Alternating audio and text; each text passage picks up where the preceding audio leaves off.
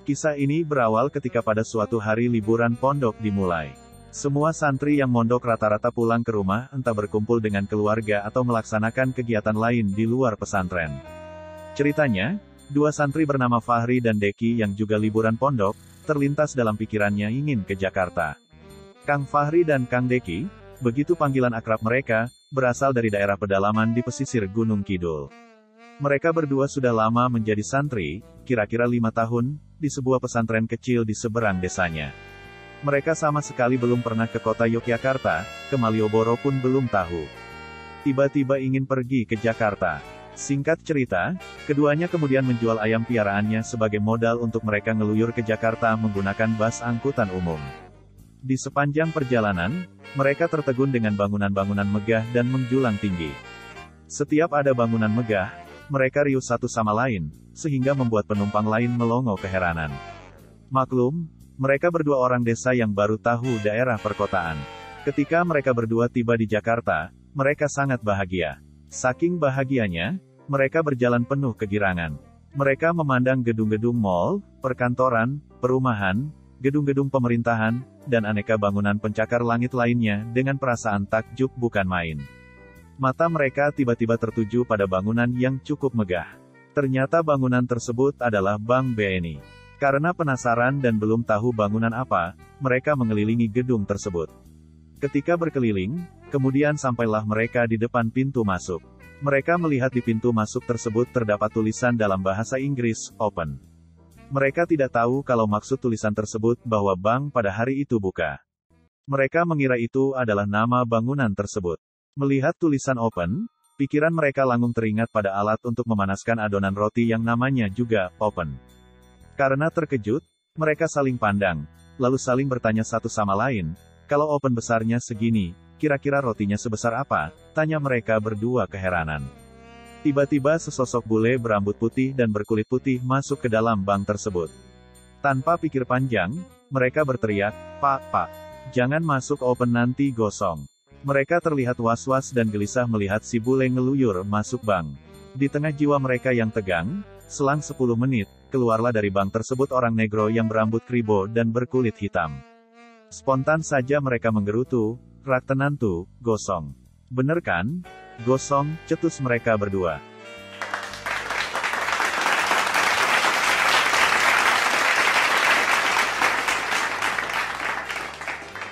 Alkisah, pada suatu pagi yang sejuk di kota Yogyakarta, seorang ustadz dari ibu kota yang sedang naik daun namanya pergi ke masjid naik becak untuk mengisi sebuah acara pengajian.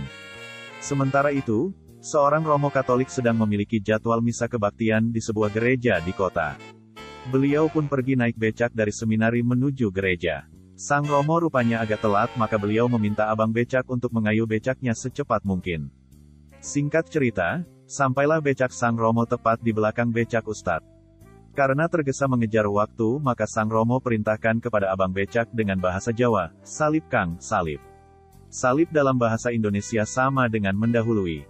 Setengah kaget Pak Ustadz menengok ke sebelah kanan, melihat, ternyata yang bilang salip adalah Romo, maka spontan Pak Ustadz teriak, Allahu Akbar, sambil mengepalkan tangan kanannya.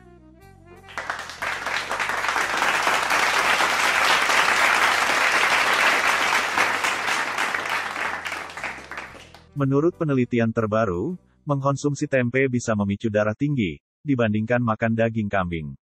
Tempe yang selama ini dicitrakan sebagai makanan sehat, ternyata lebih memicu darah tinggi dibanding daging kambing. Percobaan oleh calon ahli gizi pada dua orang kembar Budi 25 teh dan Amir 25 teh. Setiap makan malam selama 3 hari diberikan perlakuan begini, hari ke-1 Budi diberi makan sop kambing. Amir diberi tempe goreng. Reaksi Budi dan Amir normal. Hari kedua Budi diberi gulai kambing, Amir diberi tempe bacem. Reaksi Budi normal, dan Amir melirik-lirik makanan Budi. Hari ketiga Budi diberi sate kambing, Amir diberi lodeh tempe. Reaksi Budi normal walau 3 hari makan kambing, tetapi reaksi Amir sangat emosional. Dia membanting piring dan merampas sebagian sate kambing Budi sambil berteriak, tempe lagi. Tempe lagi. Kesimpulan, makan tempe ternyata memicu darah tinggi dan membuat emosi tidak terkendali, sedangkan makan daging kambing tidak demikian.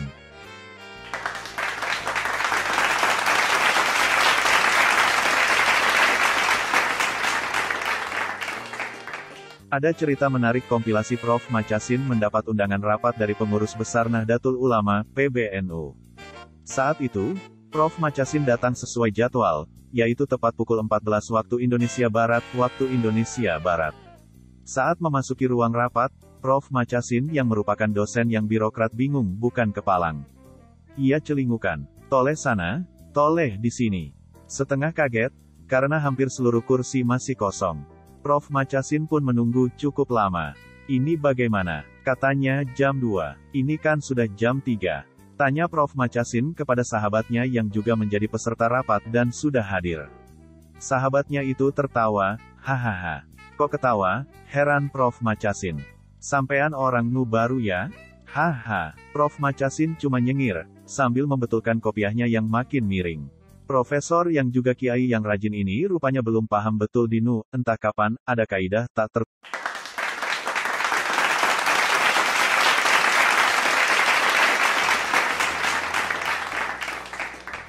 Kalimat, "Walahul muwafiq ila aqwamit thariq," nyaris wajib diucapkan Wakil Bupati Lombok Tengah, Loteng, Nusa Tenggara Barat, seperti dilansir punut.or.id. Ucapan itu tiap kali diucapkan Wabub Loteng, HL Patul Bahri, SP, dalam setiap pidato karena mengharap, bertabaruk dengan Masyayikh Nahdlatul Ulama, NU. Mengamati kebiasaan Wabub, yang juga Ketua Tanfiziyah PCNU Kabupaten Loteng ini, seorang pejabat bawahannya merasa penasaran dan menanyakannya ke salah seorang tokoh NU. "Oh, itu cara tabarukannya orang-orang NU dan sudah menjadi penutup bicara khas orang-orang NU," jawabnya.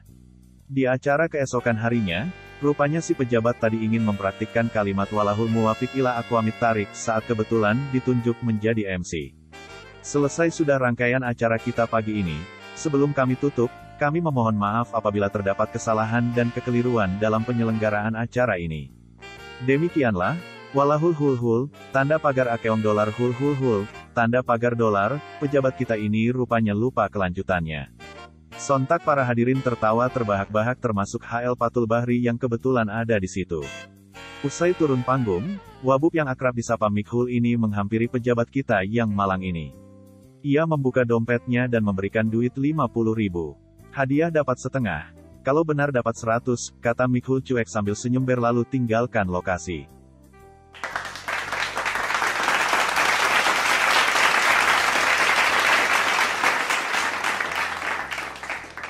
Bagi warga Jabodetabek tentu tidak asing dengan bangunan Menara Saidah, tinggi menjulang di Jalan MT Haryono, Jakarta Timur. Sewaktu berdomisili di Bogor, hampir setiap minggu saya melewati gedung ini. Dari stasiun Bogor saat menuju Jakarta, saya transit di stasiun Cawang yang letaknya persis di belakang gedung tersebut. Dulu sebelum muncul bus Transjakarta saya selalu menunggu bus kota di depan Menara Saidah. Bahkan tukang ojek duduk di batu beton depan gedung, dan menjadikannya sebagai pangkalan ojek. Ketika melihat gedung megah tersebut, saya juga sudah heran mengapa gedung dibiarkan terbengkalai tidak berpenghuni, padahal letaknya sangat strategis. Tampak sesekali burung-burung walet berterbangan di sela-sela jendela kaca menara.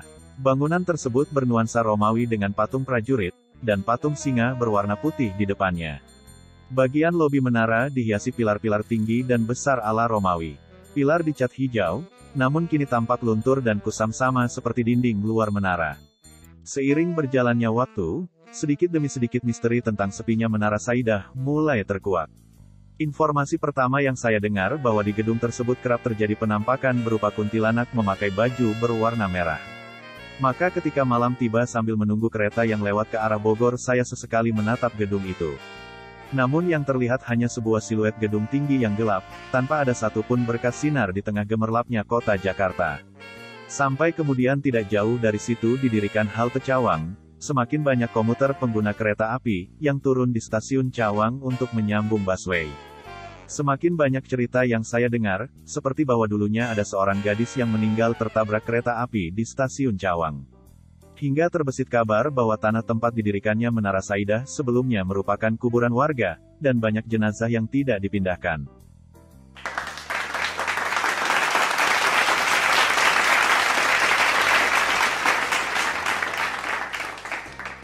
Jangan berburuk sangka terlebih dahulu, bisa jadi mereka punya alasannya sendiri. Beberapa orang tidak suka dengan sentuhan. Hal ini bisa juga dilihat dari zodiak. Sederet zodiak merasa risih dan tidak nyaman saat dirinya disentuh, bahkan ketika orang lain ingin memberi dukungan dan motivasi saat mereka bersedih. Meskipun dukungan berupa genggaman tangan, usapan punggung, dan rangkulan biasanya memberikan kenyaman dan semangat, namun bagi sebagian orang adalah hal yang paling dibenci. Untuk itu, kamu perlu berhati-hati dalam bersikap ketika akan menyentuh orang-orang dengan zodiak tersebut. Lantas zodiak apa saja yang benci dengan sentuhan?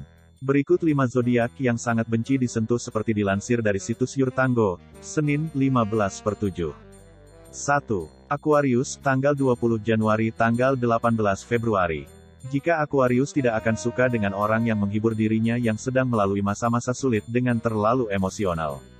Seperti memegang, memeluk, atau duduk mendekat. Aquarius akan lebih suka jika mendapatkan kata-kata bijak dari orang terdekatnya dibanding menangis di bahu mereka. 2. Virgo, tanggal 23 Agustus tanggal 22 September. 3 kata jangan gelitik Virgo. Jangan lakukan itu karena menggelitik sama sekali tidak menyenangkan bagi Virgo. Bahkan hal itu seperti siksaan bagi mereka. Sebenarnya, jika kamu dapat mencoba untuk tidak menyentuh, Virgo akan lebih nyaman berteman denganmu. 3. Capricorn, tanggal 22 Desember tanggal 19 Januari. Capricorn benci disentuh karena seringnya mereka akan berubah menjadi canggung. Pelukan berubah menjadi tekanan tubuh yang aneh. Capricorn akan menjadi pucat, dan merasakan kram pada beberapa bagian tubuhnya. Ini adalah reaksi dari canggung dan nerveus dari Capricorn saat disentuh. Hal ini adalah alasan mengapa kamu dengan zodiak Capricorn sangat benci saat disentuh, terlebih secara mengejutkan. Jangan pernah mengejutkan Capricorn dengan muncul di belakang mereka dan memberi mereka pelukan karena bisa saja hal ini membuatnya marah.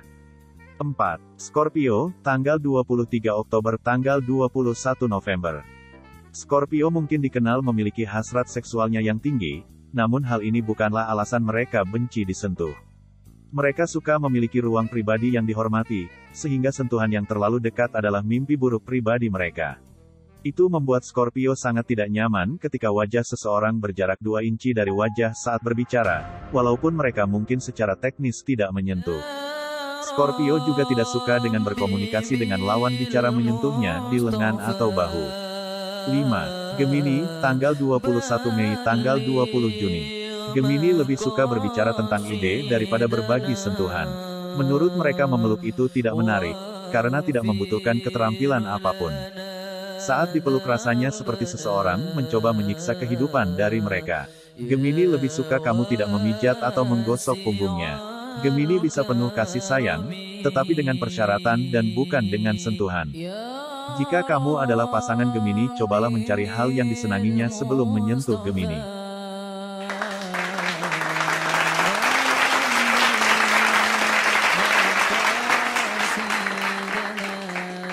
Kopi untuk orang Aceh adalah ibarat sahabat sejati, tak sehari pun boleh lekang dari kopi. Terkadang ada lelucon nakal oleh seorang lelaki Aceh. Kenikmatan secangkir kopi, lebih nikmat dari goyangan seorang janda aduhai.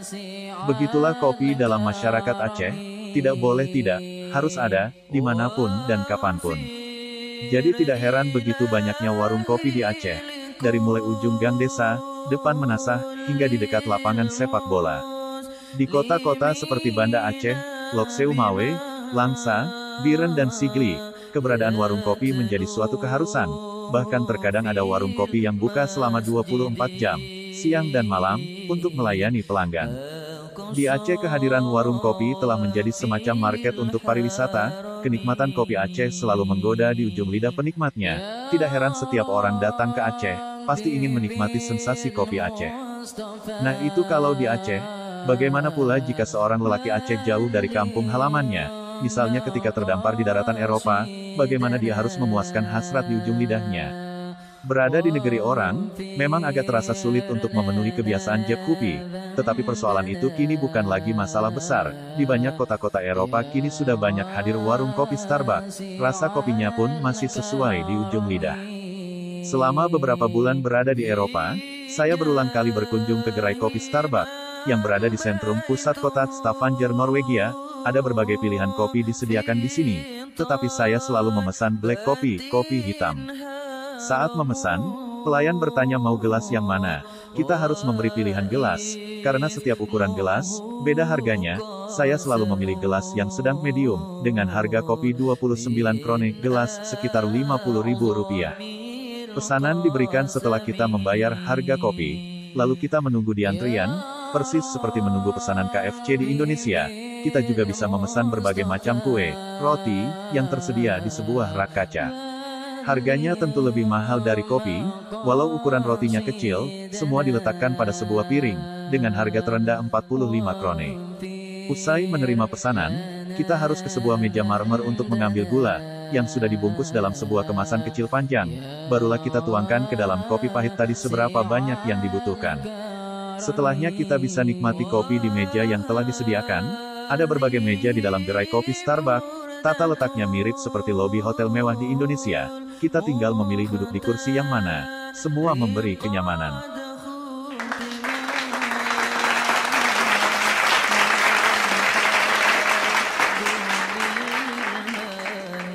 Viral di media sosial Facebook aksi seorang bocah SD yang takut disunat. Ia nekat naik dan memanjat atap rumah saat tiba gilirannya sunat. Kisah viral tersebut dibagikan oleh akun Facebook Anik Sutari, Senin, tanggal 8 Juli tahun 2019. Ia adalah mantri yang seharusnya menyunat bocah laki-laki itu di klinik Dr. Anik Sutari. Dalam unggahan yang dibuatnya, ia menjelaskan bahwa ini adalah kali pertama dalam sejarah baginya, ada pasien yang sampai nekat memanjat genteng. Sepanjang sejarah profesiku, 20 tahun nyunat, dan dari ribuan anak yang udah saya sunat, baru kali ini anaknya kabur sampai naik ke atas genteng, ungkap Anik Sutari dikutip dari akun Facebook Anik Sutari. Ia menjelaskan bahwa saat kejadian, semua orang berusaha untuk merayu sang bocah. Namun, tak ada yang berani mendekat karena takut membahayakan keselamatan bocah itu sendiri. Semua orang berusaha merayu, tapi enggak ada yang berani nyamperin karena takut anaknya lari dan membahayakan keselamatannya, tulis akun Facebook Anik Sutari. Setelah 2 jam lamanya ada di atas genteng, orang tua bocah tersebut rupanya mempunyai cara tersendiri. Ia langsung meminta guru dari anaknya itu untuk datang. Setelah 2 jam menunggu, tapi belum ada tanda-tanda anak mau turun, tiba-tiba ortunya ingat pada seseorang, Bu Guru. Ya, telepon Bu Guru, tulis Anik Sutari. Solusi yang diambil orang tua bocah tersebut ternyata tepat. Bocah tersebut mau turun setelah sang guru benar-benar datang. Benar aja, begitu ibu gurunya datang, dengan sedikit bujukan akhirnya si anak mau turun. Dan yang lebih ajaib, anak tersebut berjalan sendiri menuju tempat eksekusi sunat, langsung memposisikan diri, tanpa dituntun apalagi dipaksa, jelas Anik Sutari. Berkat sang guru, bocah tersebut juga tidak memberontak atau menangis saat disunat. Bahkan sampai sunat selesai pun tidak merontak ngamuk, tidak menangis dan tidak mengeluh sakit sama sekali. Alhamdulillah, sunatnya sih cuma 10 menit, tapi nunggunya 3 jam, kata Anik Sutari dalam unggahannya. Tapi tak apalah, 3 jam hanyalah sebentar jika dibanding pelajaran yang sangat berharga yang saya dapatkan dari seorang yang hebat, sang guru, lanjutnya. Melengkapi unggahannya, ia juga membagikan potret saat bocah yang akan disunat tersebut ada di atas genteng. Ia duduk di bagian paling tinggi, sementara berjarak beberapa meter, ada seseorang yang juga ada di sana, mengawasi sang bocah.